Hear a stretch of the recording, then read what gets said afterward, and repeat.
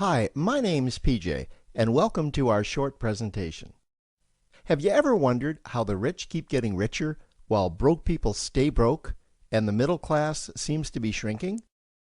Well, this isn't nearly as mysterious as it may appear when you examine the specific differences in how broke people, the middle class, and the rich spend their money. Now, this is such a simple concept, yet so profound, it nearly knocked me out of my chair when I finally understood it.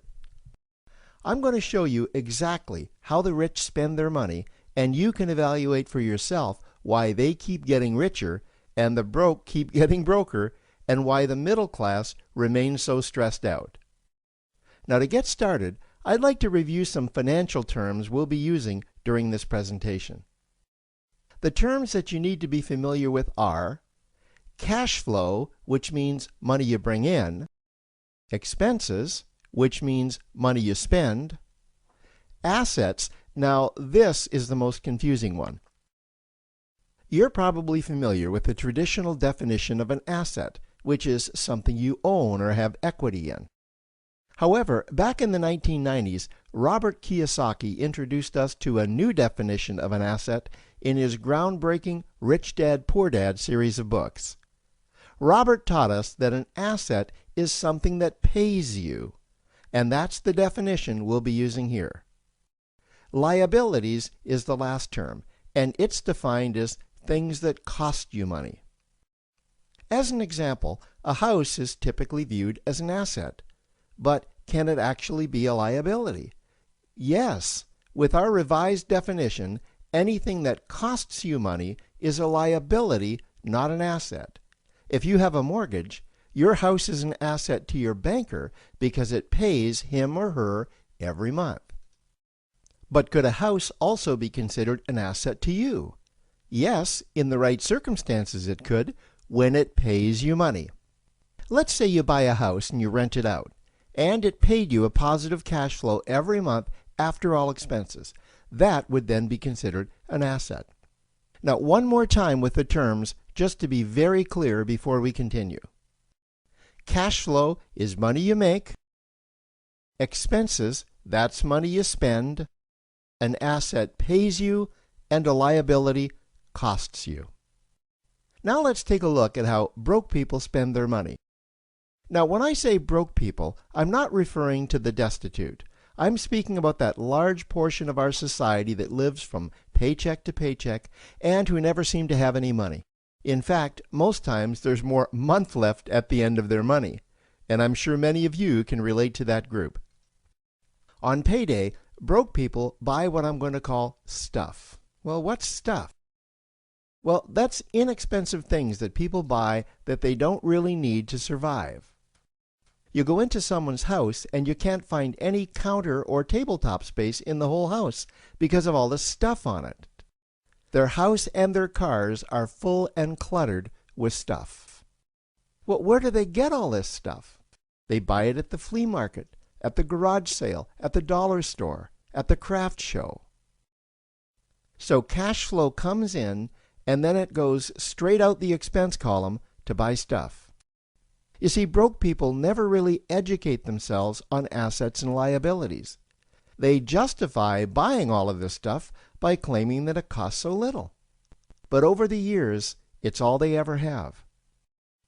The problem is their cash flow never produced or created more cash flow. Now, please understand, I'm not undermining or taking any shots at this or any group. I just see a lot of financial difficulty out there, and it really doesn't need to be that way. Creating wealth isn't a mystery, it's a formula.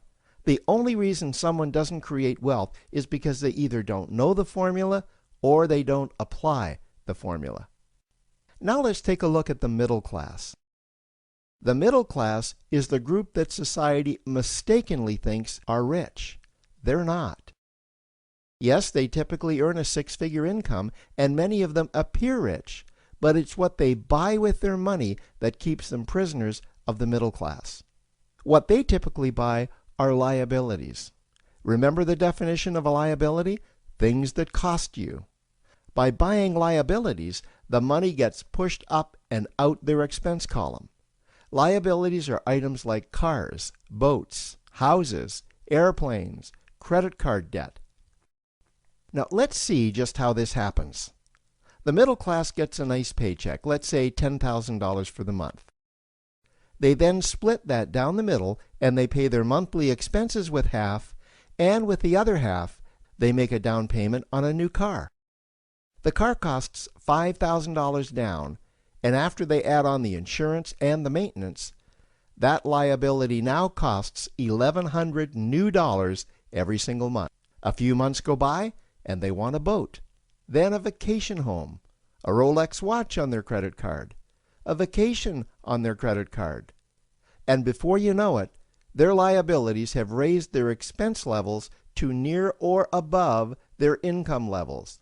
They actually spend equal to or more than they make, meaning that they have to go to work and make a certain amount of money every single month just to cover their liabilities.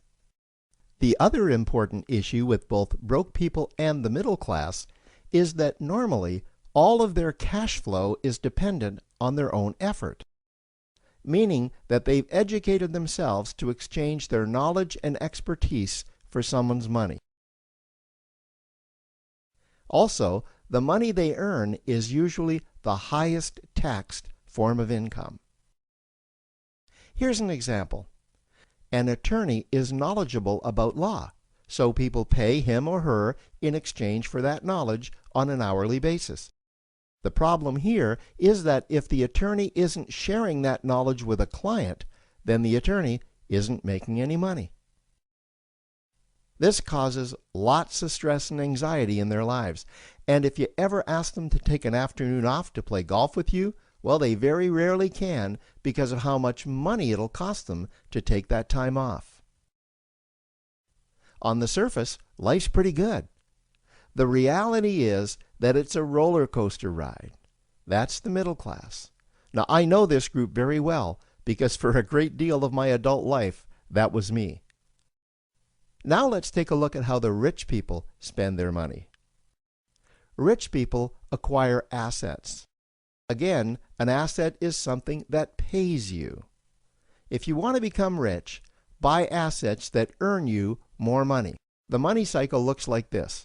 Acquire assets that produce cash flow, invest the profits to acquire more assets that produce more cash flow, invest those profits to acquire more assets that produce more cash flow. The rich spend their money and acquire things that produce more money. Here are a few examples of assets that produce more money.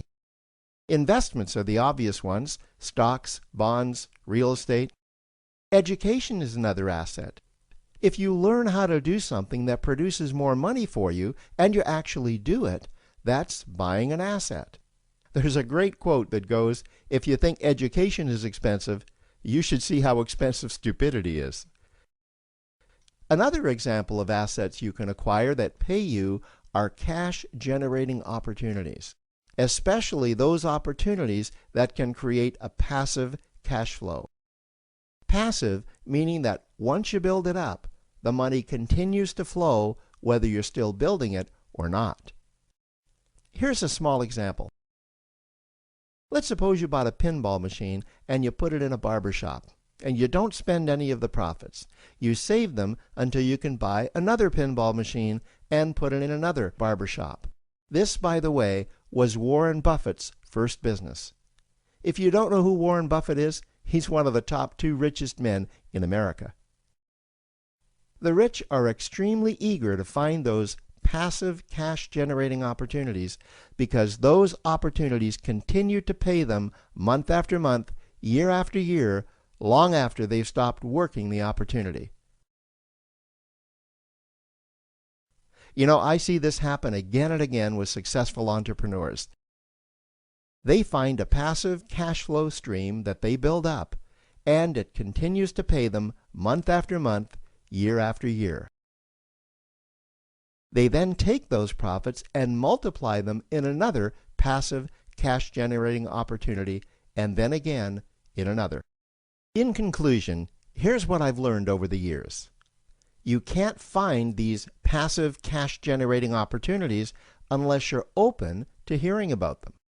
Then, once you find them, you must be willing to see what fits you and then act. Now, the reason I say this is that I once answered a hokey little ad that I ended up generating 7 figures from, simply because I answered that ad and then took action. These opportunities are out there, you just need to find them. You also must be opportunistic enough that when the right situation does present itself, you don't miss it. So remember, broke people buy stuff, the middle class buy liabilities, and the rich acquire assets, preferably cash-generating opportunities that can create passive cash flow. They then take that cash flow and invest it in another asset that produces more cash flow. That's the wealth creation formula.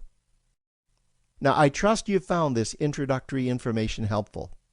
Now, to learn about one of the greatest cash-generating machines on the planet, click on the link below to proceed to step 2. Yet statistically, for every 100 people who reach the age of 65, 1% are wealthy, either because they inherited their wealth or they owned their own business. 4% are financially fit or independent. 5% are still working.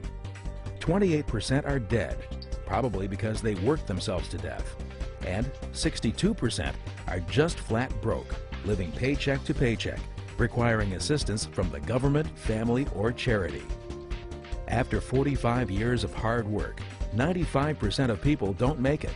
They tread back and forth between home and work, simply trading time for money, creating a rut to bury their hopes and dreams. Most people don't plan to be in the 95%, but by the time they realize it, they are stuck, drowning in boredom, bills, credit card debt, and a fixed income. The reason? 95% of people spend up to 45 years of their lives making the other 5% successful. They work a plan for someone else's financial success, not their own. So what are your options to earn additional income? What is your plan B? Work more hours? Get a second job? Own your own business? What kind of business would you start? Would you buy a franchise? Would you join a multi-level or network marketing company? Of the 5% who succeed, 3 out of 4 do so by owning their own business. But what are the risks? Large startup expenses and high overhead costs. Can you give up the security of your present job and income? Then there's the possibility of failure or bankruptcy. And even if you do succeed, you are stuck to your business. What about investments? Have the expertise in real estate or stocks? An inheritance? Go back to school? Win the lottery? Although there are options, they are unrealistic. They take too much time and require too much money.